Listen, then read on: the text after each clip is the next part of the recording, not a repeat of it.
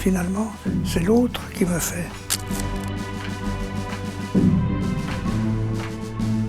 Un membre de l'espèce humaine n'existe que dans la mesure où il rencontre d'autres espèces. Autrement dit, on devient homme à mesure qu'on rencontre d'autres hommes. Alors ce qu'on a fait, on a pris notre voiture, le train, le scooter, l'avion et on est parti à la rencontre d'équipes formidables. Il y a plein de gens qui se mobilisent sincèrement pour le soutien des familles. Il ne faut pas rester seul.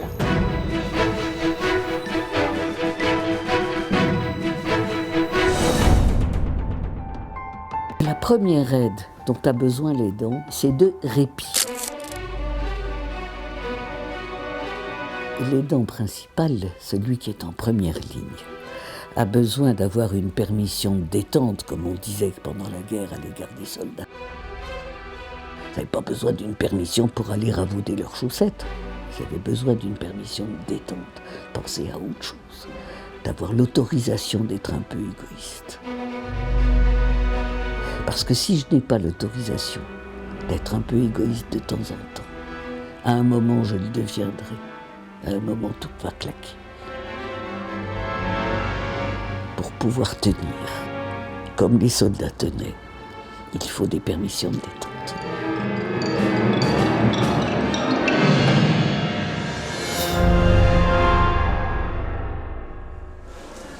Être aidant de quelqu'un qui est porteur de la maladie d'Alzheimer, c'est un travail de tous les instants.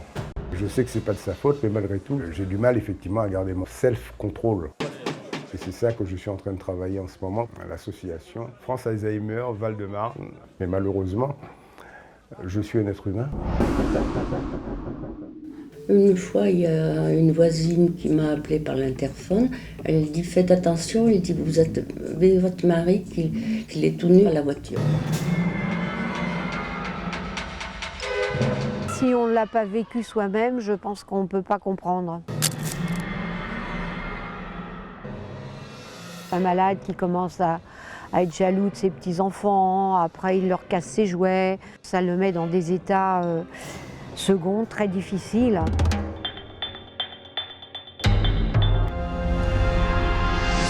On est dans un contexte dans lequel la question de l'aide des proches, elle semble naturelle. D'ailleurs, souvent on dit les aidants naturels. Sauf que ça n'a strictement rien de naturel de devenir l'infirmière de son époux ou de son père, de faire la toilette intime de son père ou de son époux. Ça n'est pas du tout naturel. C'est une étude qui a été réalisée par Alzheimer Monde et qui donnait comme résultat que 40% des aidants décédaient avant la personne aidée. Forcément, il faut se faire aider. L'accueil de jour peut me la prendre pour l'instant 3 fois par semaine.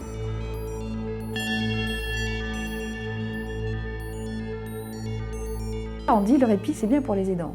Et moi je dis mais c'est génial aussi pour les aider. Jusqu'au bout de la vie, il y a de la vie.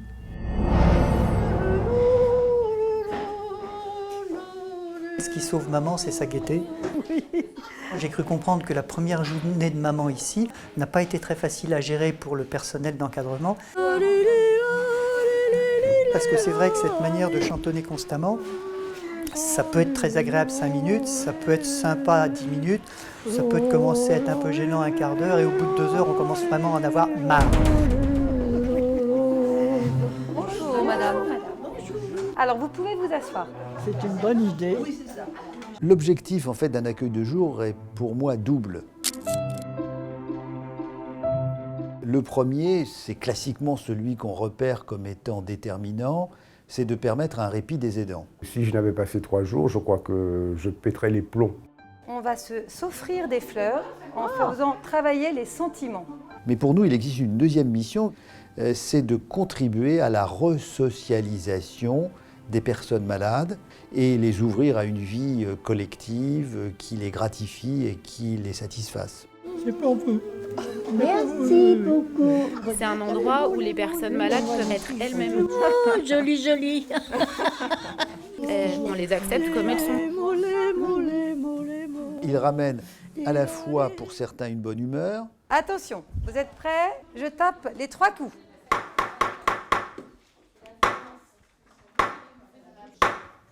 C'est à vous, monsieur Paco, vous commencez. Oui, vous ne m'avez pas dit où.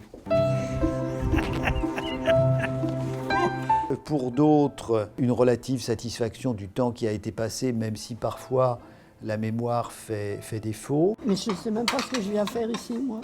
Je viens déjeuner. Qu'est-ce que je fais? Mais l'équipe essaye aussi de donner des conseils aux aidants familiaux pour que le passage à l'accueil de jour ne soit pas une seule parenthèse, mais puisse avoir des prolongements éventuellement à domicile, avec des conseils sur le mode de vie, sur l'organisation quotidienne, sur l'organisation aussi de la prise en charge et de l'accompagnement par des professionnels de santé qui peuvent venir éventuellement au domicile.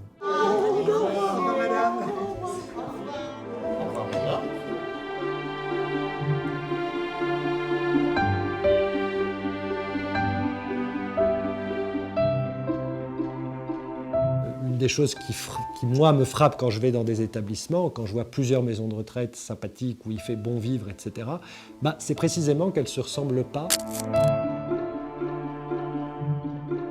En général, chacune a justement son ambiance, et une ambiance qui est assez différente de celle d'à côté, avec une forme de vie qui n'est pas de l'ordre du modèle reproductible. On peut reproduire les murs, les canapés, les machins, mais ce n'est pas ça qui fait la vie, quoi. Avant le jour s'élève. Puis on dit clairement qu'on n'attache pas les gens.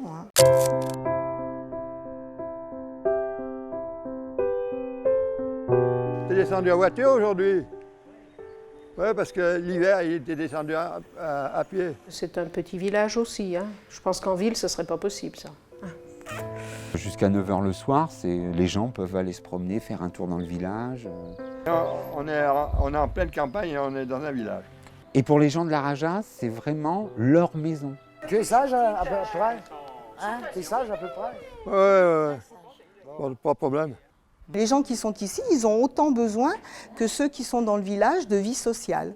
Donc certes, ils sont dans un établissement où il y a du personnel pour leur donner un coup de main, mais ils restent en lien avec les gens du village. Donc les portes sont ouvertes, ça rentre, ça sort. Les gens du village viennent aussi et puis on participe à la vie du village, quoi. Et notre facteur, regardez notre facteur là-bas. On ne concevrait pas de faire le défilé de la fête des classes sans passer devant la maison de retraite. Mais on aime bien les bêtes, nous. Ah, Caline! Caline! Arrête de faire la folle. Non, la Caline. Elle est gentille, elle n'est pas méchante. Ma Caline. Demain, Caline. Et puis vous voyez, là aujourd'hui, j'ai vu, il y avait un monsieur Gardon qui faisait des fleurs. Mais sa femme est restée quelque temps ici et depuis il revient, donc ça veut dire qu'il y a quand même une bonne relation. Je ne suis pas à la maison de retraite. Ma femme y était, mais elle est décédée. Pour me passer le temps, je viens leur aider. Il y a vraiment de la relation qui se met en place et il y a de l'amitié, il y a des amitiés, il y a des personnes âgées qui ont... Je pense notamment à une personne à 94 ans qui m'a dit il n'y a pas très longtemps, moi je n'aurais jamais pensé me faire une nouvelle amie à 94 ans. Vous m'aimez comme on aime la confiture, J'aimerais. Et du coup, les familles qui reviennent, eh bien, nous, ça nous touche beaucoup parce que ça veut dire qu'on a su créer quelque chose de chaleureux, que ça a du sens pour les gens qui viennent et elles nous disent que ça leur fait du bien de venir. Mais moi, je peux vous dire que ça nous fait à nous aussi beaucoup de bien. C'est peut-être comme une deuxième maison, oui, peut-être. Bon appétit alors, Bon appétit. Il y a quelques années, on a vu arriver un petit groupe d'enfants et de parents venant nous demander si nous acceptions de les recevoir à la cantine, puisque leur propre cantine, qui était le restaurant du village, était en difficulté et ne souhaitait plus continuer la cantine scolaire.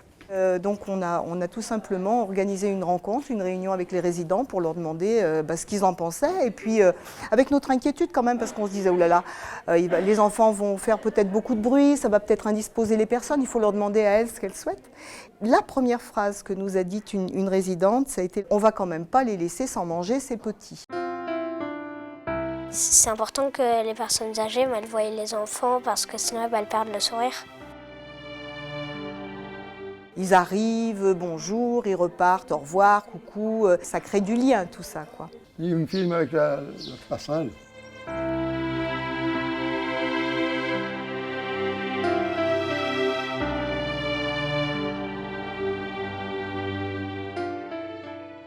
Une des grosses difficultés de ceux qu'on va appeler les aidants, c'est que quand on n'est pas malade, on n'a pas le droit de se plaindre.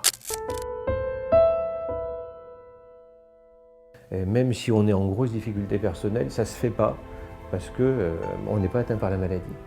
Donc déjà pouvoir exprimer sa souffrance, pouvoir dire oui c'est difficile, il y a des moments j'en ai marre, il y a des moments je voudrais que ça s'arrête, ça c'est déjà un point extrêmement important, d'être écouté dans sa souffrance et d'être accompagné dans sa souffrance en tant qu'aidant.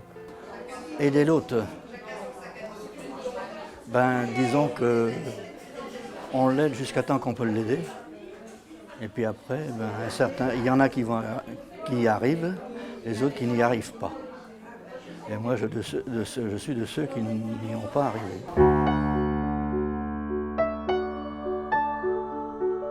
Puis je dirais que le soin, moi, il faut le conjuguer dans une espèce de tension entre l'amour et le respect. Il faut qu'amour et respect se tiennent tous les deux par la barbichette.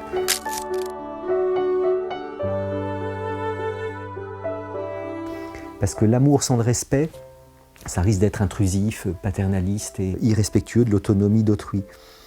Le respect sans l'amour, ça risque d'être par trop froid, par trop distant. Eh bien, je crois que l'amour doit surveiller le respect et le respect doit surveiller l'amour. Et il y a comme ça un curseur à placer entre les deux et qui n'est pas le même avec tous les malades. Il y a des malades qui vraiment ont besoin qu'on leur tienne la main, qu'on leur caresse le visage, qui ont besoin qu'on leur parle, qu'on les embrasse, et d'autres qui ne veulent pas de cela. Bien, adaptons-nous aux malades, c'est peut-être ça notre devoir éthique le plus important.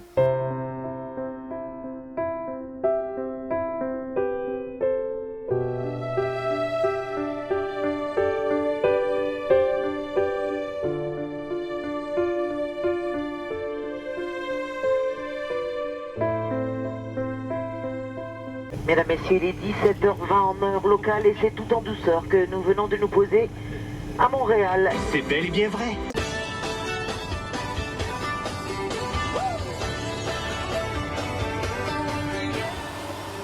Moi, je m'appelle Françoise. Êtes-vous fière de savoir ça? Je vais essayer de m'en souvenir. Vu votre âge avancé, voilà. Vous avez le droit de vote. Elle a une vie. C'est ce que je veux pour maman. Je veux qu'elle vive. Je veux pas qu'elle attende de mourir. Je veux qu'elle vive.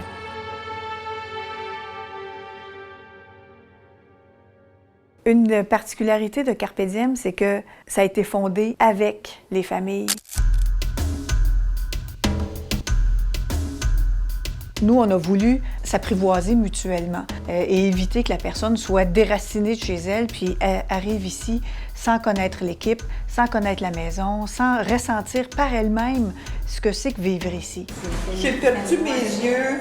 Ah oui? Ben oui. Bonjour. Bonjour. Si vous trouvez des yeux, là, vous me les ramasserez. Alors, tranquillement, on va à domicile.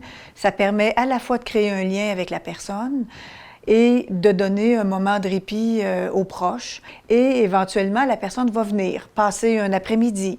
Tu prends un verre, tu m'en donnes pas, tu me chantes des belles chansons. Les premiers contacts vont se faire et elle va retourner à la maison et tranquillement venir de plus en plus pour même habituellement avoir elle-même envie de venir. Vous êtes un homme fort. L'idée, c'est que vous allez venir passer la journée et vivre avec nous. Souvent, c'est pour nous aider et il nous aide réellement. On voit un monsieur qui lave la vaisselle, qui coupe les légumes. Lui, s'il vient ici et qu'il n'y a rien à faire, il va vouloir repartir. Alors l'idée, ça rejoint aussi le but de l'estime de soi et le sentiment d'utilité. À deux, c'est mieux. À deux, c'est mieux. Alors, tranquillement, la personne va s'impliquer dans la maison et venir éventuellement dormir. Un soir, 2 soirs, retourner à la maison. Et un jour, lorsque la vie à domicile n'est plus possible, ils viennent vivre ici et ça se fait tout en douceur.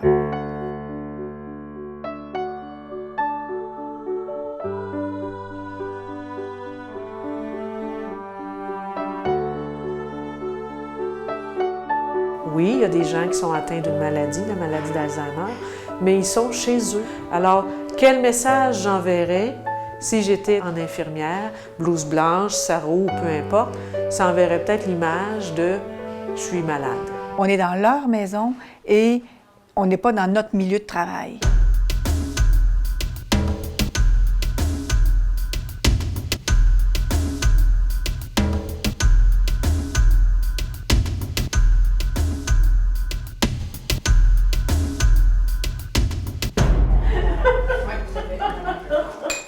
ce qui est un symbole institutionnel, on essaie de l'éviter le plus possible.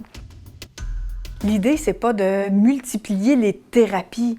C'est pas une cuisine thérapeutique. C'est pas un jardin thérapeutique non plus. Le chat, c'est pas de la zoothérapie. C'est le chat de Madame Rowe. Et Lily, elle a mangé? Elle mange tout le temps. C'est pour ça qu'elle est bien... Elle aime ça. Le chien, quand il vient, c'est le chien de la maison. Il s'en va en haut, là. Oh, boy, il est rendu en haut. Je l'ai parlé à maman, puis on me dit « Ah, elle est dehors à l'extérieur devant un bon feu. » J'ai dit « Ah, elle a une vie, tu comprends? Maman a 93 ans. Atteinte d'Alzheimer, et elle a encore une vie grâce au centre ici, parce que nous, à la maison, on n'y arrivait plus, là. » Au niveau de la médicalisation, de l'accompagnement, on lutte beaucoup contre ça parce qu'une personne marche. Elle marche beaucoup. Mais si elle ne marche pas au bon moment et à la bonne place, on va rapidement dire qu'elle fait de la déambulation. Et si c'est la nuit, ça va être un trouble nocturne de déambulation. Et si elle veut aller aux toilettes ou manger ou rencontrer quelqu'un pour être rassurée, qu'elle ouvre une porte puis qu'elle n'arrive pas dans la bonne pièce, puis qu'elle réveille quelqu'un, ça va être un trouble nocturne de déambulation perturbateur.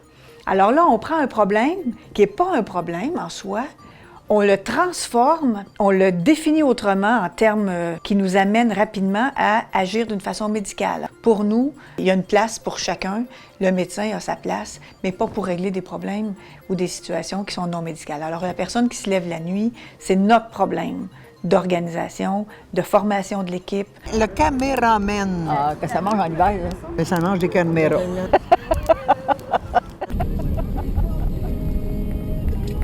À 250 mètres, serrez à droite sur boulevard Roméo Vachon Nord. À deux, c'est mieux, hein? Toujours. Ouais. C'est 10 fois mieux. Le petit canard après l'heure. À deux, mon vieux.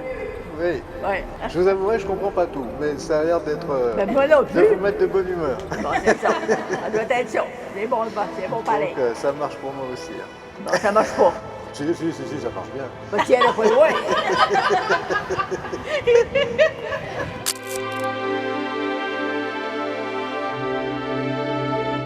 Moi, j'étais paysan, éleveur de cochons.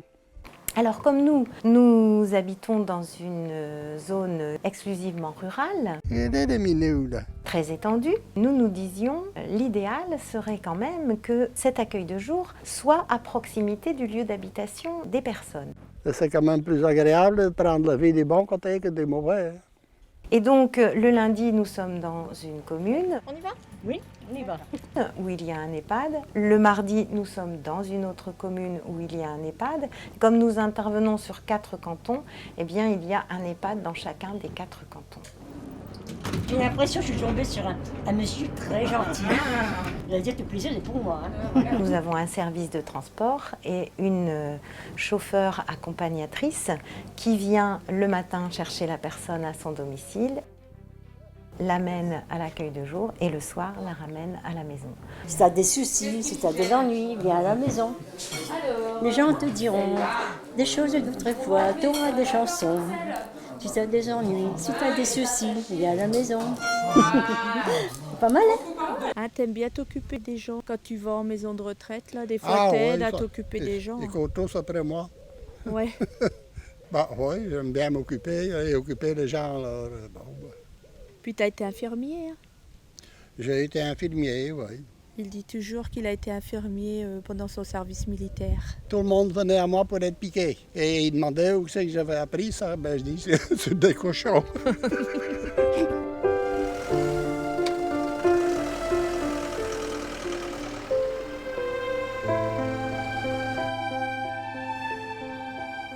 Mon amie Geneviève Larocque dit, à mon avis très justement,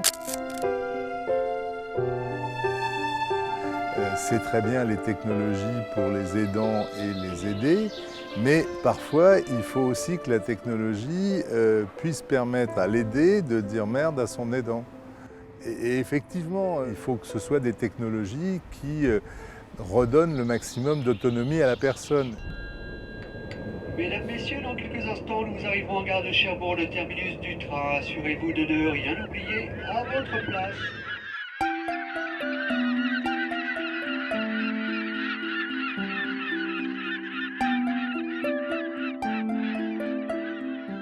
Vous savez, il n'était pas habitué à rester dans la maison, hein. On était agriculteurs-éleveurs. La première fois qu'il est parti, il m'a échappé le temps que je mettais le bois dans la cheminée. Et il est parti, il était 3h, 3h30, et on l'a retrouvé à 19h30.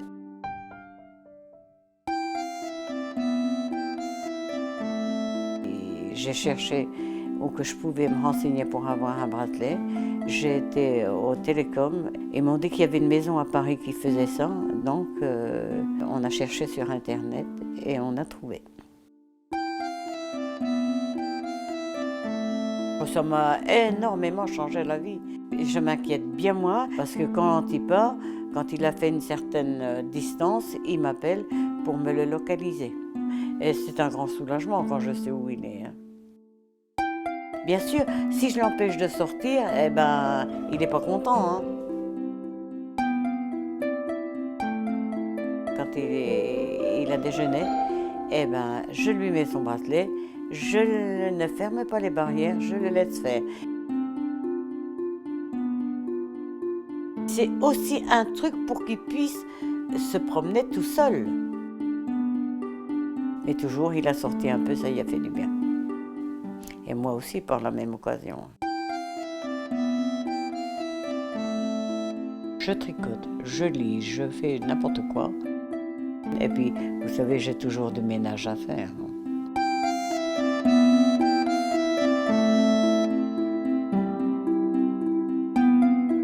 Partir 4 jours, c'était bien. Hein. C'est beau, hein, de partir 4 jours. J'ai jamais pris de vacances de ma vie.